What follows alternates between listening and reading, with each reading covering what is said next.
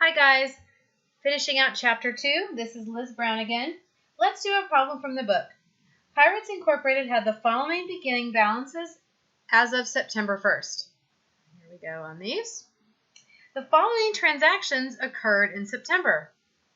So that's our given information. Required: 1. Record each transaction. 2. Post each transaction to the appropriate T account. 3. Calculate the balance of each account as of September 30th. Hint: be sure to include the balance at the beginning of September in each T account. 4. Prepare a trial balance as of September 30th. All right, so this is going to be a long problem, so please bear with me. This is also an excellent review for the project. So I will do a separate video on the project for our class, but this is going to be a lot of what you're going to be doing: recording transactions to journal entry, updating T accounts, and doing a trial balance.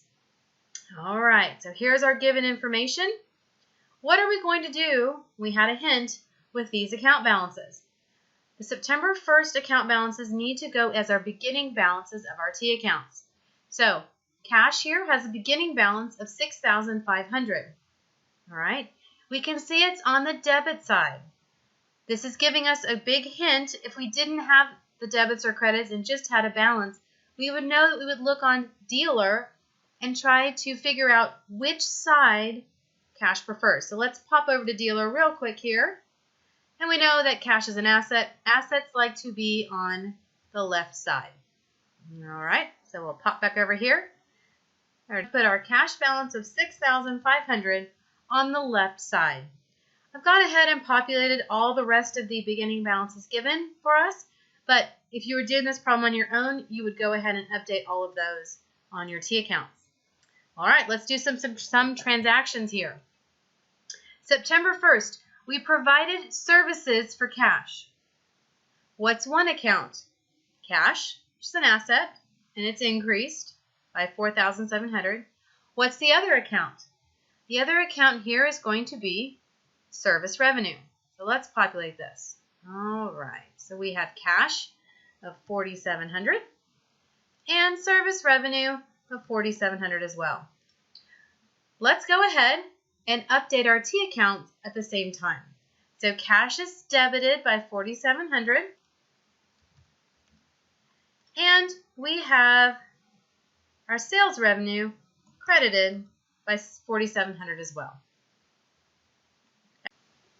Next up, we have purchasing land with a long-term note. What's one account? Land. What type of an account is that? That is going to be an asset. All right, so land is a resource, an asset. Asset is increasing because we are purchasing land, and we're paying for that with a long-term note. So we now owe the bank. This is going to be a liability. We are increasing our liability. So here we have dealer. We're going to increase our asset with a debit. We're going to increase our liability with a credit. All right, so I've already gone ahead and populated these. So we have land. We are increasing that with a debit of $6,400. And a notes payable, we're increasing that with a debit of $6,400. Let's go ahead and update our T accounts now. So we're going to come down here, and we're going to have land of $6,400, and we're going to have notes payable of $6,400. All right, keeping that in balance. Next up, we are going to have received an invoice from our newspaper for advertising. We have what happened is we have an advertising expense, and we've received a bill for it. So what we have here is advertising expense, which is going to be increased, right, with a debit, and we owe a liability for that advertising expense. So we're increasing what we owe. It's going to be accounts payable, and it's going to be a credit to liabilities. So showing that here on our account is advertising expenses increased by $500, and accounts payable is also increased by $500. Next up, we have providing on September 8th, provided services on account for $6,000. All right, So we have provided a service to our customers, and that is on account. So we have service revenue. It is increasing. Now, account can mean one of two things. Is it an accounts receivable or is it an accounts payable? We have provided services to a customer. Are they going to pay us money that we're going to receive, or do we owe them money as an accounts payable? In this case, we provided the service, so they owe us money. So we're going to have an accounts receivable, and that is an asset, and that is going to increase. So let's look at our journal entry here. What we've got is an accounts receivable increasing by $6,000, and our service revenue increasing by $6,000 as well. So we can look at dealer to refresh that. Now, I am just realizing that we didn't update our T accounts for our advertising expense and our accounts payable. So let's go ahead and do that as well. Advertising expense of $500. So we'll come down here. And we have our accounts payable of $500 as well. And then we're going to come update. So we've got our land, our cash, our advertising expense, and we just did our accounts receivable of $6,000 and our revenue of $6,000. So accounts receivable of $6,000 and our service revenue also of $6,000. All right, let's look at our next one here. We're going to purchase supplies on account. So we're going to go to a store and we're going to get some supplies and we're going to say, put them on our account. So what type of an account is this going to be? An accounts receivable? Will they be paying us money? Or an accounts payable? Will we be paying them money? Well, we received the supplies, which is an asset and is increasing, and we're going to owe them the money. So we're going to increase our supplies, which is an asset, increase our asset, and we're also going to increase what we owe on an accounts payable for $1,100. We're going to come over here. And we're going to have supplies of $1,100 and accounts payable of $1,100. So we're going to come down here to our supplies, $1,100, and our accounts payable is going to be $1,100. We're going to pick up now with our September 13 transaction. We're going to pay cash on a long-term note. What's one account? Cash. We are going to be paying it out, so cash is going to be decreasing. On dealer, we're going to decrease cash with a credit, and we have a long-term note, which is a note payable. Now, if we're paying cash to the bank, we are going to owe less. Okay? So let's take a look at this journal entry where we're going to owe less. So the amount here on September 13th is going to be $4,000. Let's flip over here. Now note, I've gone ahead and added these in to save time, but we would be typing these numbers in. So our notes payable is going to decrease by $4,000, and our cash is going to also decrease by $4,000. Let's show this in the T account. I think that's helpful here for us. So let's go down to our notes payable account. So in notes payable, currently we owe $9,400. We're going to come over here and pay back $4,000. We are going to owe less.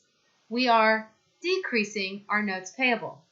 We are also decreasing our cash balance. So I like these T accounts.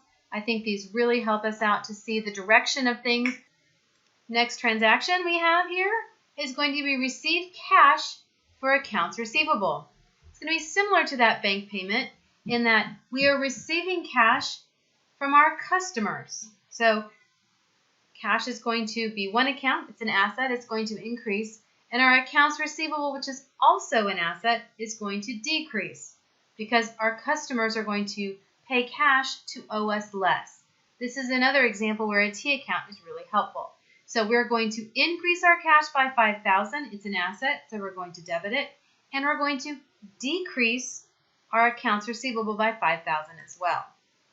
Okay, so looking at the journal entry here, we have cash, increase of $5,000, accounts receivable, decrease of $5,000. So let's update our T accounts here. So cash is going to increase by $5,000, and our accounts receivable. Our customers used to owe us $8,500. Now they've paid us $5,000, and they owe us only $3,500.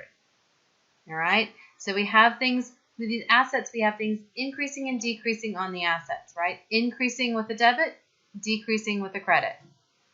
Let's look at our next transaction here. We have pay cash for September rent. So we're going to pay out a cash. So cash is going to decrease. That's an asset. To decrease an asset on dealer, we are going to credit it. And we're going to pay our September rent. All right, that's going to be rent expense. Let's take a quick peek at dealer. Rent expense is going to be increased with a debit. And we talked about our asset of cash being decreased as we pay it out with a credit. So let's look at this account here.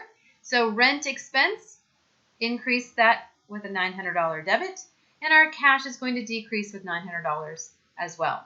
So let's come over here. Our rent expense is going to increase with a debit of $900. Our cash is going to decrease with a debit of $900 as well. All right, the next transaction is pay September utility bills. It doesn't say cash here, but we're going to pay this with cash. So our cash is going to decrease, similar to the last example, decreasing cash with a credit, and we have our utilities bill. It is an expense. It's called utilities expense. We are increasing our expense by $2,000, and the utilities expense is increasing by $2,000, and our cash is decreasing by $2,000. So let's update these T accounts here. Utilities expense of $2,000. Cash is decreasing by $2,000. All right, our next transaction is pay employee salaries of $4,000. This is another expense. This is our salaries expense. Our cash is going to decrease. That's going to be another asset that's going to decrease with a credit. And we're going to have our salaries expense, which is an expense. It's going to increase, and that is going to increase with the debit. Please refer to dealer. Hopefully you have your book open or your notes open. The dealer is going to be very helpful on these. Here is our example. Our salary expense is increasing with a debit, and our cash is decreasing with a credit. Let's go ahead and update these T accounts. $4,000 for salaries expense, and our decrease in cash of $4,000 as well. And last but not least, we are going to pay cash dividends to our shareholders. We are going to pay them cash of $1,100. I'm going to flip over to dealer because I think this is a really important example here. I want you to see that we're going to pay cash, so we have our asset that's going to decrease, and we're going to have a dividend. All right, now dividend is right here. We're going to increase our dividend with a debit. I want you guys to see on dealer that there is a dividend line and an expense line. Right? They are broken out as two separate lines. There is no such thing as a dividend expense. Dividend is its own line, and expense is its own line. Very important to remember that. So we're going to have a dividend here. Let's go to our journal entry here. We're going to increase our dividend by $1,100 with the debit, and we are going to credit our cash with $1,100.